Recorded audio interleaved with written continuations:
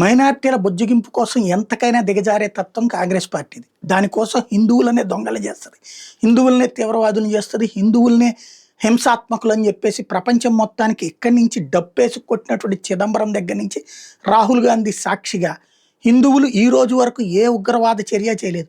హిందువులు ఈ రోజు వరకు ఏ దేశంలో కూడా హిందూ మతరాజ్యం కావాలని అక్కడున్న ప్రజల్ని చంపలేదు. అక్కడున్న ప్రజలు మతం మారాలని చెప్పి ఊళ్ళ మీద దాడులు చేయలేదు, లేదా బలవంత మత మార్పిడి చేయలేదు. హిందువులే మత మార్పిడికి బలవంతంగా గురైనటువంటిది ఉంది, అట్లాగే ప్రలోభాలతో గురైనటువంటిది ఉంది. విక్టిమ్స్ అయిన హిందువులనే ఉన్మాదులుగా చూపించేటటువంటి తత్వం కాంగ్రెస్ పార్టీ నరనరాల్లో ఉంది.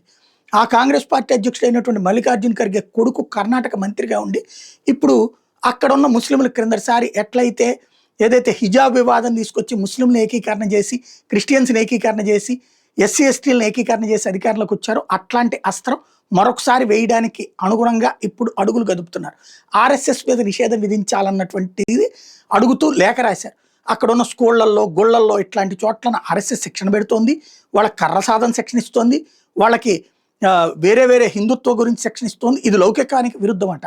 మరి మదర్సాలో ఏం చేస్తారు, లేకపోతే కనుక మన వాళ్ళకి సంబంధించిన మసీదులో ఏం నేర్పుతారు, వాళ్ళకి సంబంధించిన చర్చిలో ఏం నేర్పుతారు, వాళ్ళ మతాదే నేర్పుతారు. ఇక్కడ ఈ మతాందే నేర్పుతారు, గీతాలు పాడరాలు ఇట్లాంటి. ఇది తప్పట. ఇక కర్ర సాధన లాంటిది ఇప్పుడు వివిధ సంస్థలు దాని మీద నిషేధించాలట.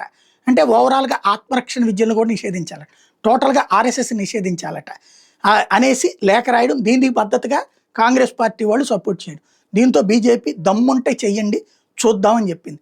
ఆర్ఎస్ఎస్ మీద నిషేధాలు పెట్టిన ప్రతిసారి అది 3 సార్లు నిషేధానికి గురైంది ఆర్ఎస్ఎస్. ఒకటి మొట్టమొదటి గాడ్సే చనిపోయినప్పుడు, చివరికి ఆ నిషేధం పెట్టిన జవహర్లాల్ నెహ్రూనే దానివల్ల తన ప్రభుత్వమే కుప్పకూలే పరిస్థితి వస్తుందని భయపడి నిషేధాన్ని ఎత్తేసాడు.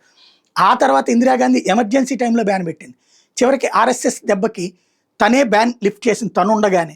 అట్లాగే మొన్న మధ్యన పివి నరసింహారావు బ్యాన్ పెట్టారు 92లో ఈ బాబ్రీ ఇన్సిడెంట్ తర్వాత, ఆయన ఉండగానే లిఫ్ట్ చేశారు. అంటే ఫైనల్గా ఆర్ఎస్ఎస్ని ఉగ్రవాద సంస్థ అని చెప్పేటందుకోసం, తద్వారా ముస్లింలు సంతృప్తిపరిచేందుకోసం ఆడే నాటకాలు. ఆర్ఎస్ఎస్ని మళ్ళీ కర్ణాటక లాంటి చోట్లను చేస్తారా, కోర్టులో చెల్లుబాటు కాదు, కానీ వీళ్ళు వేషాలు ఏమైనా వేయచ్చు.